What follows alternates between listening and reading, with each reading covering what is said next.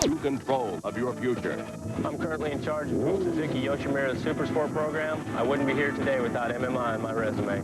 Call Motorcycle Mechanics Institute now to train for your future. It has a 937cc liquid-cooled 16-valve engine with straight intake tracks, adjustable suspension, and an ultra-rigid twin-tube diamond-type frame.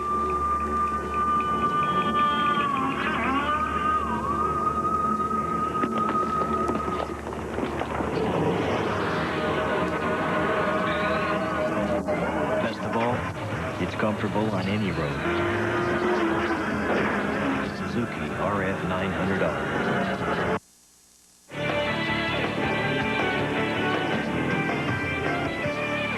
Welcome back to the show. Runaway Supercross leader Jeremy McGrath says he's not even thinking about an unprecedented 15-0 season despite growing pressure from the press and fans. However, last Saturday night in Indianapolis, the three-time defending Supercross champion almost had another reason not to think about that dream season because it almost evaporated. Art Ekman and David Bailey have this report. Well, for a while, Bob, it looked like Jeremy McGrath's phenomenal consecutive win streak in Supercross might come to an end. He didn't get the whole shot. Doug Henry got the whole shot with a lot of speedy guys between him and McGrath. That's right. All the guys that had the potential to beat Jeremy tonight were off ahead of him. Bradshaw, who looked good in the heat race. Emig, who won his heat race, was ahead of him. Ezra Lusk and Ryan Hughes, but that's when Jeremy went to work. Emig took the lead from Henry, and it looked like it spelled opportunity for Jeff. Well, once Emig got around Henry, who rode good in the first couple of laps, he started riding relaxed, started to pull away little by little, and Henry was kind of holding up the show, and that's what really kept the opportunity alive for Jeremy. Well, Jeremy moved up through the pack, and he showed his brilliance on the rutted track. Well, he had to get really creative out there. All those good riders in front of him, taking up the best lines. He was around Ryan Hughes pretty quick and on the back of Bradshaw on a fast pace. He knew that as long as he didn't lose that much time to Emig, he still had a chance at the end. McGrath moved into second place, passing number 34, Ezra Lusk. And Lusk came off with his first 250 podium.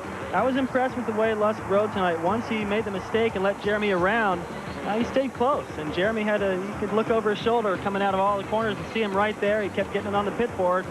Made Jeremy a little nervous, I think, for a while. But just before the halfway mark, a mistake by Emig, a critical mistake. Right after the finish line jump, he came into the corner, got a little out of shape. Front wheel went over the berm, down he went. And that was a great opportunity for McGrath, who wasn't really gaining that much time at that point in the race. I kept telling myself that I can win it, and you know, I just hit a little dirt clod, made a little mistake, and the front end, it just went away from me. I'm in utter disgust right now. You can't even understand how I feel right now.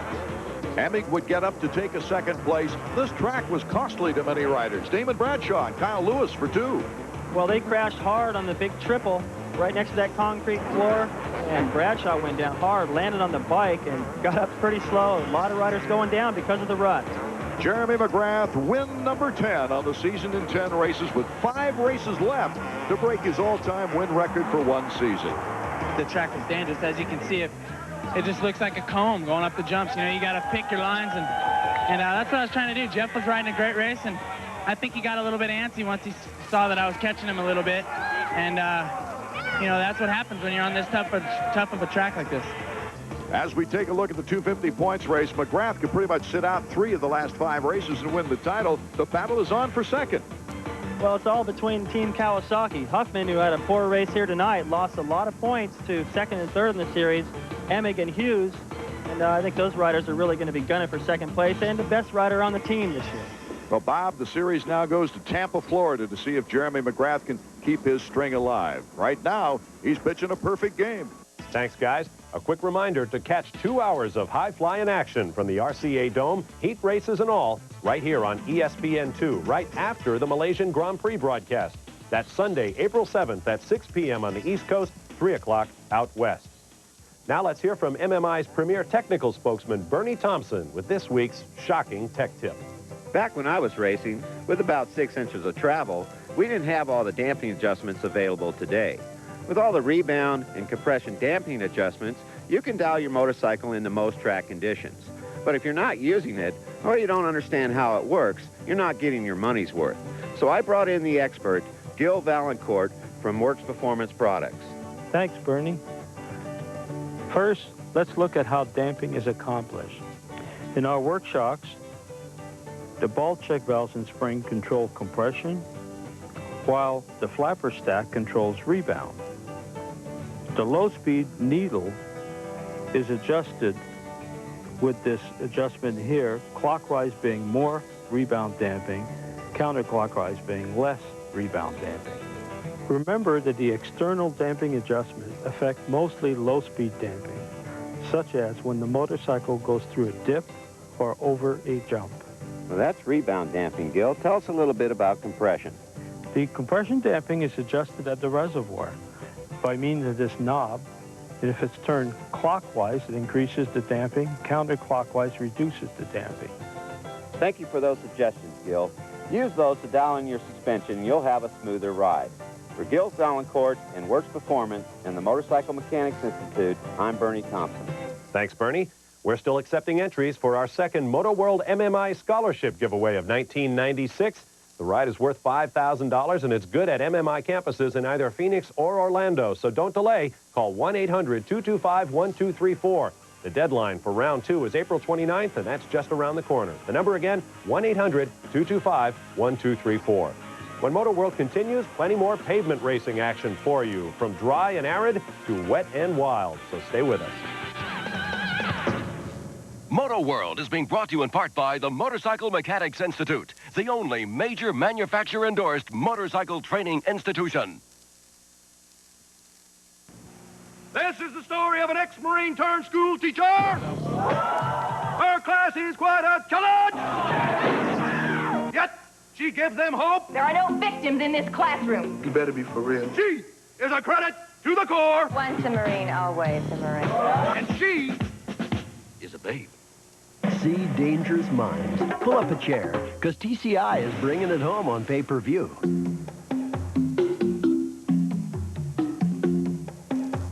Here at Ted's TV, we offer you the largest selection of Zenith in Southwest Missouri. We have 19, 20, 25, and 27 inch. In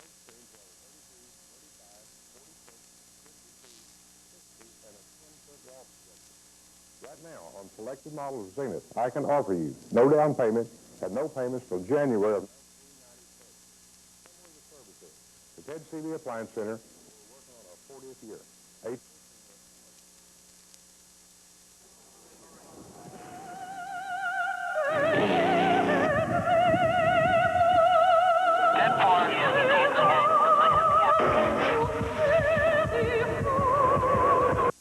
The world's finest drivers in the world's fastest cars.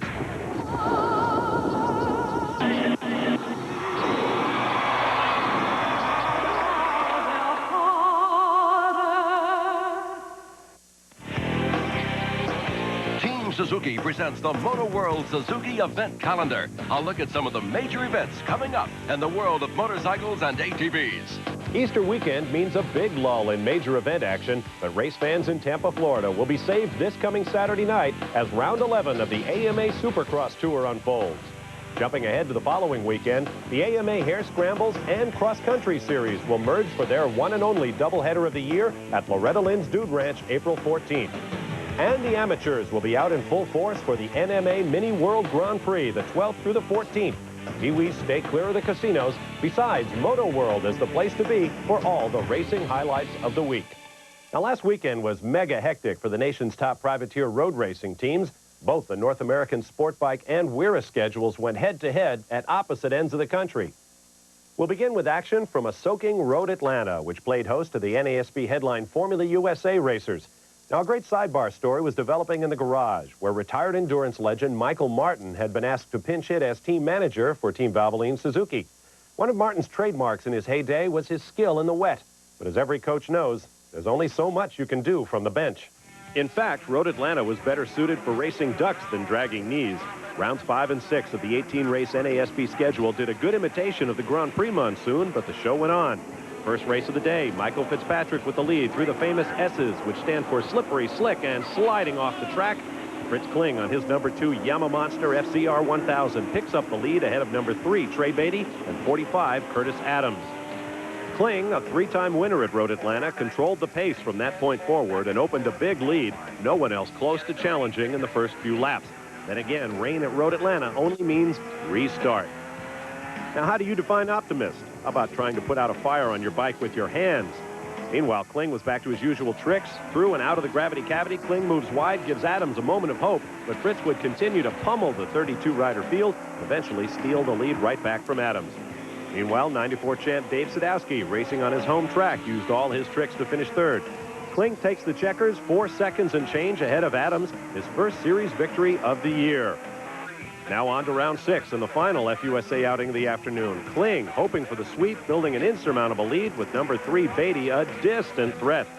We'll look through the fog and find some real racing. Going back to the race for third place, Dave Stanton, Adams, and Sadowski in that order. A good consistent ride for Ski, who wound up third again from third on the grid. Double that and you get 6. Ski's place in the points, up from 14th after a disastrous season opener. No white knuckles here. The best dicing of the day when Kling was sweeping past lappers en route to a second runaway, 15 seconds ahead of the pack this time. For those keeping score, Michael Martin's riders Beatty and Stanton finished second and fourth, respectively, in the second race. Beatty is still your points leader, 21 ahead of Kling and Stanton. Now, the skies were brighter for Team Valvoline Suzuki in Nevada last weekend, with more than 100 WERA Endurance victories coming into the season opener, and regular team manager John Ulrich at the helm. The rest of the field didn't stand a chance. On Saturday, the Endurance stars geared up for 6 hours of saddle time on the 1.6-mile Las Vegas Speedway Park Loop. Meanwhile, the most powerful Endurance team in history burned serious rubber, and they did it without regulars Dave Stanton and Trey Beatty. With Grant Lopez along with newcomer Josh Hayes filling the retired Martin shoes, Team Valvoline Suzuki didn't miss a beat among the heavyweight superbike field. They flat blew by everyone. Notably on the podium, the number 17 750 TKO Race Team Suzuki 2 Heavyweight Super Stock Team, only 10 laps down in third behind the Superbikes. Key ingredient, pit stops like this one that would make Dale Earnhardt happy. A total of 4 minutes and 20 seconds on pit row, over 6 hours. While second place, Dats Racing out of Salt Lake City, also on an 1100 Suzuki, ended up turning wrenches a total of 6 minutes and tried to make up the difference on the track. Tough job. Valvoline Suzuki put Dats down 2 laps in the 6th hour for a total of 8 on the day and take yet another win. It was all enough to make the terminally deadpanned Ulrich almost break a smile. Josh Hayes and Grant Lopez have never been to this track before. His first ride on the bike, without doing anything crazy, Grant broke the track record. Josh broke what used to be the track record before Grant set a new lower one. Coming up on MotoWorld, the 125 East Region Supercross skirmish from Indy, and a surprising announcement from the defending champ you'll hear only on MotoWorld.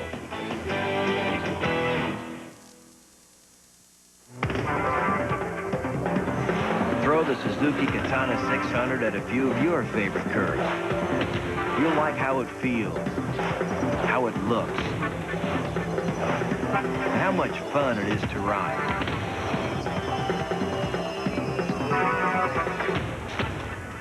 Pretty soon, you'll realize that life will never be the same.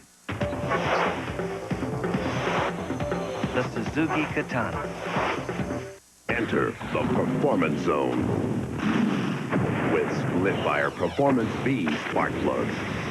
You hit your passing gear, you're gone. Experts say split-fire Performance V spark plugs mean more horsepower and better mileage. The difference in gas mileage has been fantastic. Enter the Performance Zone only with split-fire Performance Vs, guaranteed. And for more power at any RPM, get split-fire Performance V twin-core wires. Right now, check out Honda's Solo promo. With no down payment, you can get the Shadow American Classic Edition for just $202 a month. Or the Red Hot Magna for $157 a month. Even the Shadow VLX for just $119 a month. How low can we go? Try financing as low as 9.9% APR. And no down payment on selected motorcycles and ATVs. Plus, special cash rebates on selected Shadows and all Magnas. So get to your Honda dealer now. We can't stay this low for long. You don't need to drive an Indy race car to experience the thrill of the Indy 500. Just enter the ESPN Firestone Indy 500 sweepstakes. You and a guest will go as VIPs to the race, the parade. You'll tour the pit area, attend the driver's meeting, and win all this free Firestone stuff. To enter, visit a participating Firestone retailer or send a postcard with your name, address, and phone number. But hurry, the entry deadline is April 26th. Welcome back to MotoWorld. Reigning 125 East Region Supercross champion Mikel Pichon has struggled in 1996 trying to keep the championship race close.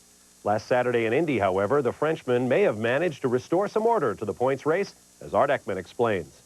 The ink was almost dry on the Hollywood script featuring the tightest points race in Supercross when number 7 John Dowd, the points leader, made the media scramble for rewrites. Dowd crashed in practice, then again during his qualifying heat, hurting his back and re-injuring a forearm. I had a little crash and kind of hurt my arm and mangled up my bike pretty good, but I don't know, I'm just kind of, this is definitely a night I'd like to forget. Dowd, trying to gamely qualify in the last chance qualifier, fell one position short, making the main event anticlimactic to everyone but Mikel Pichon. When the gate dropped, it wasn't Pichon in front right away. An Ironman privateer, Barry Karsten, number 31, who tries each week to pay the bills by qualifying in both 125s and 250s, took the whole shot. It was only until the first triple, when Karsten doubled, that Pichon would leap into the lead. Then number 1 started pulling away immediately. What made this race even a bigger yawner was number 20, Tim Ferry. One of the few riders who could give Pichon trouble was mired back in 12th place. Number 82, Jeff Yenser, whose best finish of the season was a 17th, gave Karsten a good battle for second. But it wasn't until number 25, Brian Deegan, number 26, Scott Sheik, and number 20, Tim Ferry, got into a three-way battle for second that the fans started waking up. On the very last lap, Ferry got by Scott Sheik for second. Watch behind Ferry. Sheik gets his bones rattled. Brian Deegan grabbing the final podium spot. After dealing him a bad hand in Atlanta, Lady Luck smiled on Pichon. He takes the checkers for his 4th win of the season, his 3rd in 4 races since the big crash in Atlanta. Pichon with a 24-point lead with 4 races remaining on the 125 East schedule. Art Ekman reporting from Indianapolis for MotoWorld. Now, before the Indy event, Art had the opportunity to talk with the weekend's 125 event winner about his plans for the future. Pichon told us his seasons in the U.S. Supercross Series are numbered. I want to be back in Europe and also win a championship in Europe, because when I led the GP 2 years ago, I didn't win one championship, and I still want to make like, Jean-Michel Bay did, but in the opposite way. He won in Europe first, and he came and he won here. And me, I want to win here and go back in Europe and win in Europe. So it appears Pichon's fans will have the opportunity to watch their hero in action here in America for another couple of seasons. Of course, Jean-Michel Bayle of France also raced Supercross here in America from 1990 to 1992, winning the 250 title in 91 before moving back to Europe to take up GP road racing. In a moment, we'll be back on MotoWorld to see if the Euros can top America's toughest off-road racer in America's longest off-road event. So stay with us. MotoWorld, brought to you in part by Splitfire. Enter the performance zone with Splitfire Performance V spark plugs. 6 cylinders, 6 carburetors, the biggest motor you can get on 2 wheels. You can't wait. Valkyrie, May 25th.